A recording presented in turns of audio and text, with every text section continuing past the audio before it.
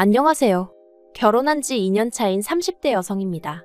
아들만 귀하고 며느리는 그런 아들 발톱에 때만도 못하다고 생각하시는 저희 어머님 이야기 좀 해볼까 해서 찾아왔습니다.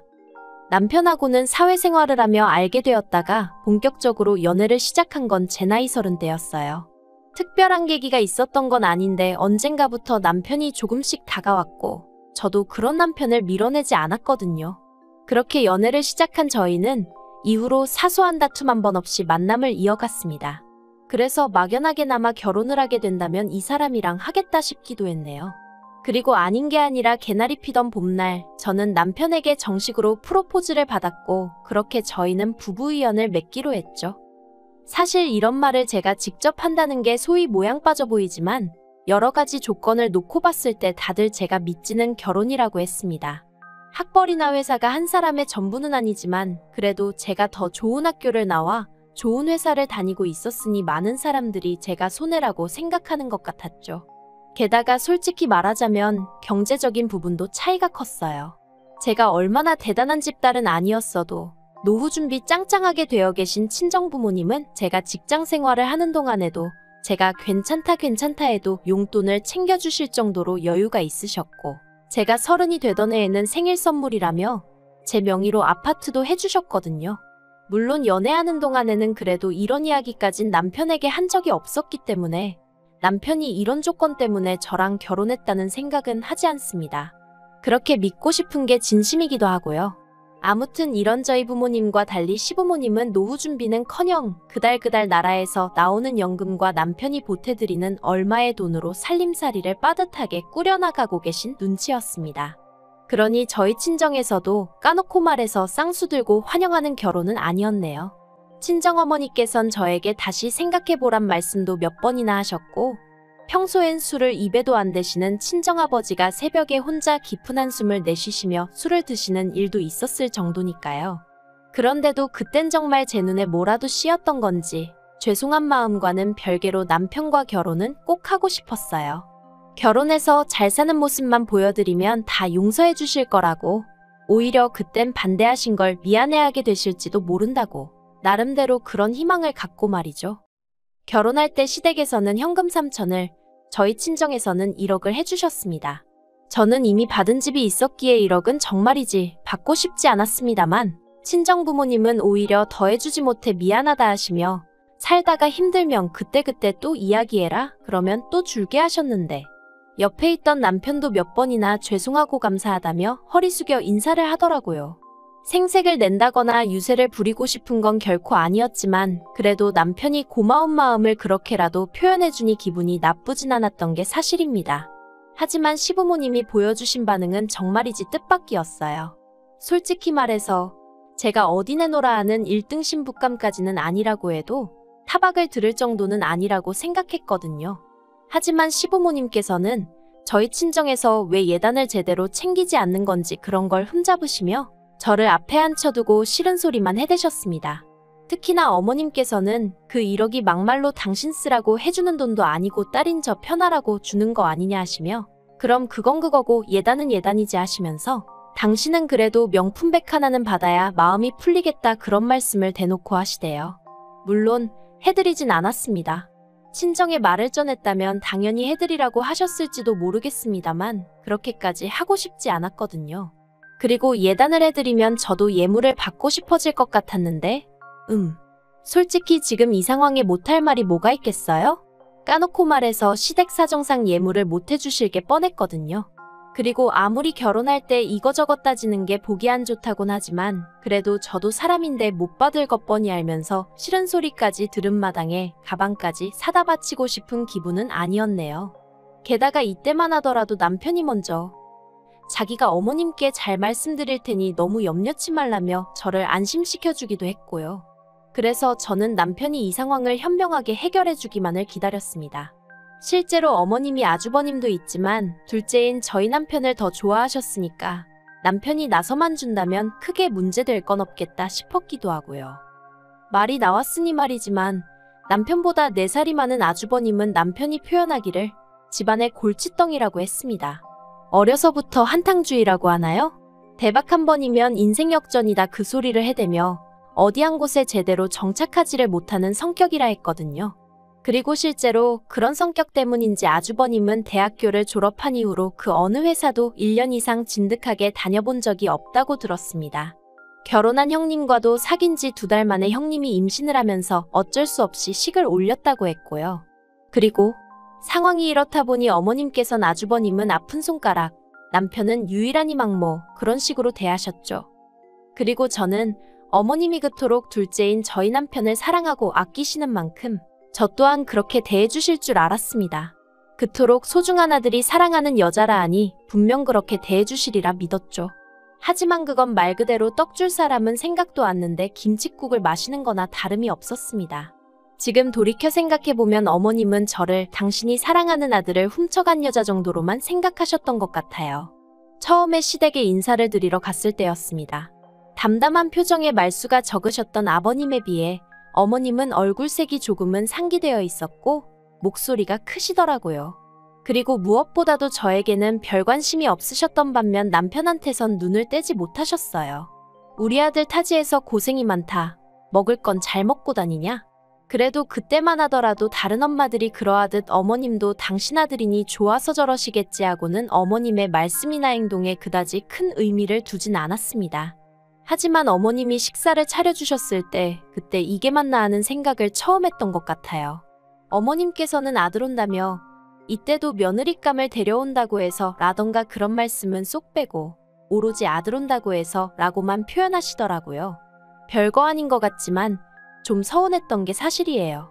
아무튼 아들 온다고 해서 삼계탕을 끓였다 하셨는데 남편 밥그릇에는 닭고기가 아주 무슨 산처럼 쌓여있는 반면 제 거에는 시로라기처럼 얇게 찢어진 닭고기가 들어있는 게 황당하더라고요. 그래서 남편한테 원래 닭고기를 좋아해? 어머님이 오빠 건 엄청 신경 써주셨네 하고 웃었습니다. 나름대로 뼈있는 말 한마디 해본 거죠. 그랬더니 그제서야 남편이 자기 그릇 제 그릇 번갈아 한 번씩 보더니 어머님더러 왜 이렇게 푸셨어요 하고는 자기 고기를 저한테 골라서 덜어주대요. 그러자 어머님께서 저더러 식탐 있냐면서 그렇게 먹으면 살찐다나요? 아무튼 뭐 이건 결혼 전 이야기니까 그냥 그러려니 하고 넘겼어요. 남편 말로는 집에 여자는 처음 데려갔던 거고 그러니 어머님도 어떻게 대해야 하는지 잘 모르셨을 거라나요. 그래서 저도 더는 왈가왈부 따지지 않고 그냥 넘어갔죠. 그리고 결혼하고 나서 좀 친해지면 달라지실 거란 막연한 기대도 있었고요. 그런데 더하면 더했지 덜해지지는 않더라고요. 원래는 처음 1년은 신혼을 즐기다 아이를 가지려고 했는데 결혼한 지 3개월 만에 임신을 했어요. 그런데 제가 먹덧도 심하고 그래서 도저히 회사 생활을 할 수가 없었죠. 회사에 있는 이런저런 제도들을 활용하면 어느 정도 자리 보전을 할 수 있을 수도 있었겠지만 솔직히 낯뜨거워 그렇게는 못하겠더라고요. 그래서 남편과 상의 끝에 일단은 회사를 관두기로 했어요.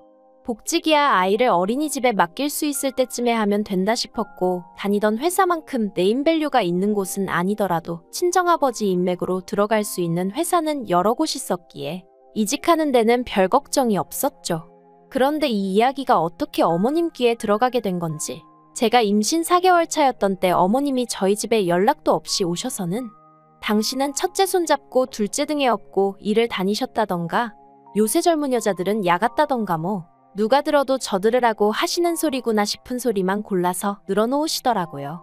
그리고 무엇보다도 제가 정말 서운하게 느꼈던 건 어머님께서 저희 남편 손을 꼭 잡으시면서 혼자 벌어서 군식 구입을 2개나 챙기려면 고생스러워서 어쩌냐 하시는데 저도 그렇고 앞으로 태어날 우리 아이가 군식구라는 건가 생각에 어이가 없고 서러워서 눈물이 핑 돌더라니까요.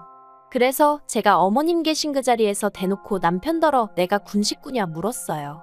그랬더니 남편이 손사래를 치며 그런 소리가 어딨냐고 너가 원래 나보다 돈도 더 잘 버는데 그러니까 어머님이 정말 확 기분 나쁜 티를 내시면서 저더러 유세 좀 작작 떨라나요. 남들이 보면 당신이 무슨 재벌집 며느리라도 본 줄 알겠다며. 그래서 저도 어머님더러 제가 하고 싶은 말이라고 남들이 보면 제가 무슨 얼마나 대단한 집에 시집 온 줄 알겠다고 그래버렸어요. 그랬더니 남편이 저더러 아무리 그래도 어머님한테 말버릇이 그게 뭐냐고 한마디 하는데 그게 그렇게 서운한 거예요. 그리고 어머님은 남편의 그 한마디에 의기양양해지셔서는 그때부터 저에게 아주 못됐느니 심보가 고약하니어쩌니 막말을 퍼부으셨고요. 게다가 그뿐만이 아니었어요. 임신한 지 8개월 차 되던 때 한동안 연락 없이 지내던 어머님께서 웬일로 저희 집에 오셨습니다.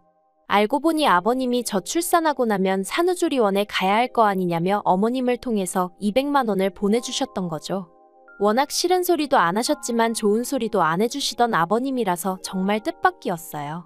그런데 어머님은 아버님이 주라는 돈은 안 주시고 계속 이상한 말씀만 하셨습니다. 옛날에는 산후조리원이 어디 있었냐면서 애 낳고 다음 날이면 자리 털고 일어나서 집안일하고 나가서 돈 벌고 그랬다고. 그리고는 저희 친정어머니가 집에서 뭘 하시냐면서 이럴 때 딸 좀 챙겨주고 그러는 게 친정엄마가 할 일 아니냐 그러시더니 아버님께서 200만 원을 마련하시느라 얼마나 고생하셨을지 생각은 해봤냐 어쩌냐. 그래서 제가 아버님께 감사 표시는 제가 따로 하겠다고 딱 잘라 말씀드렸습니다.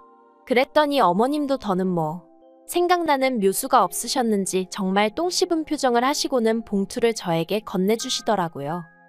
그런데 결정적인 사건은 제가 출산 후 산후조리원에서 나온 날이었습니다. 퇴소 3일 전부터 남편에게 집 좀 치워놔달라고 몇 번이나 부탁을 했었는데 남편이 연달아 야근을 하게 되면서 청소를 못했다고 하더라고요. 그래서 사람을 불러 청소를 하자고 얘기가 되었는데 그 이야기를 들으시곤 어머님이 배가 불렀다며 당신 아들이 외벌이를 하는데 그 돈을 그렇게 쓰냐며 어찌나 호통을 치셨는지 몰라요. 친정부모님이 주신 돈으로 하겠다고 해도 막무가내로 안 된다 하시면서 당신이 치워주겠다고 하시더라고요. 솔직히 아무리 치워주러 오신다지만 내키지 않았어요. 어머님이 더럽다는 게 아니라 아무래도 갓 태어난 저희의 면역력이 얼마나 좋을지도 걱정이었고 엉망인 집안을 보여드리는 것도 싫었으니까요. 그런데 그나마 다행이었던 건 남편이 제 기분을 어느 정도는 이해를 했던 건지 자기가 어머님이랑 청소하는 동안 저는 애랑 안방에 있으라고 하더라고요. 그런데 퇴소 당일 어머님께서 갑작스레 이튿날 오시겠다 연락을 해오셨고 당일에 갑자기 집 청소해줄 도우미분을 구하려니 생각보다 쉽지가 않더라고요. 그래서 결국 거실만 대충 치우고 나머지는 손을 못 댔어요. 그리고 솔직히 짜증이 많이 났어요. 이럴 거면 저랑 애가 조리원에 있는 동안 그냥 계획대로 도우미 불러서 청소하고 정리하게끔 내버려 두시지 왜 그렇게 난리를 치셨는지. 하지만 그때도 어떻게든 좋은 쪽으로 생각하려고 했습니다. 자식들 돈 한 푼이라도 아껴주시려다 이렇게 된 거겠지. 어머님이 설마 일부러 그러셨겠어 하고 말이죠. 그리고 이튿날 어머님이 오셨는데 빈손이 아니셨어요. 남편이 낙지를 좋아한다고 낙지볶음을 해주시겠다나요. 메뉴 듣자마자 솔직히 기분이 상했습니다. 저 출산한 지 한 달도 안 된 상황에 모유수유하고 있었는데 낙지볶음? 며느리에 대한 배려는 정말 요만큼도 없으시구나 그런 생각만 들었죠. 하지만 그게 다가 아니었습니다. 정리도 안 된 부엌에서 살아있는 낙지를 손질하시겠다며 밀가루 어딨냐 뭐 어딨냐 계속해서 저를 찾으시는데 솔직히 애 보느라 정신도 없고 약간은 오기도 나서 부엌에 있기가 싫었거든요. 그래서 남편한테 가서 밀가루 좀 찾아드려, 식용유 좀 찾아드려 하고 부탁을 했어요. 남편도 하는 일 없이 TV만 보고 있었기도 하고요. 그런데 그때 어머님이 대뜸 거실로 나오셔서는 소리를 지르셨습니다. 저는 뭐 하는데 당신 아들을 종부리듯 하냐면서. 그리고 왜 내 아들이 뭐가 어딨는지 다 아냐? 평소에 얼마나 부려먹는 거냐? 어찌나 고래고래 소리를 지르시는지 귀가 다 아프더라고요. 하지만 그것보다 더 저를 열받게 한 건 애 있는 데서 그러셨다는 거죠. 그래서 제가 어머님이 들고 계시던 국자를 낚아채곤 나가달라 했어요. 여기 낙지볶음 못 먹어서 환장한 사람 없다고 지금 하나도 도움이 안 되신다고 했죠. 그랬더니 남편이 저더러 너 왜 그래 그러는데 여기 내 집인데 내가 그런 소리도 못하냐고 소리를 질렀습니다. 그리고는 어머님한테 앞으로 이렇게 찾아오지 마시라고도 했어요. 억지 쓰시는 것도 한두 번이지 이제 더는 못 받아들인다고요. 그러자 어머님은 정말 별의별 욕지거리를 퍼부으시더니 아주 따박따박 한마디 지는 법이 없다며 그래서 내가 너 처음부터 마음에 안 들었다 그러시더니 저희 남편더러 짐 챙겨라 그러시는 거예요. 그러자 남편이 놀란 목소리로 짐을 내가 왜 챙겨요 그러대요? 어머님이 너도 같이 가자고 저런 애랑 살지 말라고 뭐 한다고 저런 애를 먹여 살린다고 너 혼자 고생을 하냐 그러시는데 남편이 어머님더러 자기가 가긴 어딜 가냐고 그리고 뭘 먹여 살리냐 장인 장모님이 얼마나 많이 챙겨주시는데 그러면서 어머님더러 일단 먼저 가시라고 나중에 서로 좀 괜찮아지면 그때 얘기하자고 그러더라고요. 그리고 그제서야 어머님도 어느 정도 상황 파악이 되신 건지 남편더러 네가 어떻게 나한테 그러냐면서 무슨 대단히 서러운 일이라도 당하신 것 마냥 주저앉아 우시더라니까요. 그리고 그날 결국 남편에게 저는 더는 어머님하고 웃으면서 못 지낼 것 같다고 했습니다. 당신은 어머님을 보고 지내겠다고 해도 난 괜찮다고. 하지만 나에게 더는 며느리 노릇을 기대하지 말라 했죠. 그리고 어머님은 이제 내 집에도 못 오시게 해달라고 했어요. 연락을 미리 주시든 안 주시든 집에 오시는 일은 없게 해달라고 했죠. 뿐만 아니라 어머님한테는 앞으로 우리 애도 안 보여드릴 거라고 했네요. 갓 태어난 손녀 앞에서 엄마 욕을 하는 할머니가 세상에 어딨냐고. 어머님은 할머니 자격도 없으신 분이라고요. 그리고 모든 상황을 옆에서 지켜봤던 남편도 차마 어머님 편을 들 수는 없었던 모양입니다. 그저 고개만 떨구고 한숨만 내쉬더니 알겠다고 했으니까요. 그리고 이후로 반년이란 시간이 지났는데 어머님한테서 2번 정도 연락이 왔어요. 처음엔 저더러 당신이 제 가면을 벗겼다며 진작에 제가 무서운 X인 걸 알았다. 지옥이 무섭지도 않냐 뭐? 말 같지도 않은 이야기를 하셨고요. 2번째 연락 때는 천륜을 끊어놨다면서 저더러 사람도 아니라고. 죽어서라도 저희 남편하고 당신 핏줄을 되찾아가겠다 뭐 그런 말씀을 하시대요. 그래서 제가 마음대로 하세요라고 답장만 했어요. 사실 그렇게 악에 바치신 게 처음 문자를 보내셨을 땐 제가 답장은 안 하고 그냥 문자 그대로 남편에게 보여줬거든요. 그랬더니 남편도 그때는 아주 절레절레 진저리를 치더라고요. 이런 분이 아니셨다면서 속상해 미치겠다면서 말이죠. 이러니 형수도 어머님이라면 치를 떠나보다고. 참고로 저희 형님도 어머님하고 연락 안 하고 지낸 지 오래였거든요. 솔직히 저는 별로 걱정되는 건 없어요. 저는 남편만 자기 자리 잘 지키고 자기 역할만 잘해준다면 바라는 것도 없고요. 막말로 이러다가 어머님이 또 제 인생에 불쑥 머리 들이밀고 아는 체를 하신다면 그땐 남편도 버려야겠다는 생각은 들지만요. 당장은 뭐 더는 스트레스 받을 일도 걱정도 없습니다. 어머님한테 바라는 것도 없어요. 알아서 잘 사세요. 제가 해드릴 수 있는 최선의 덕담입니다.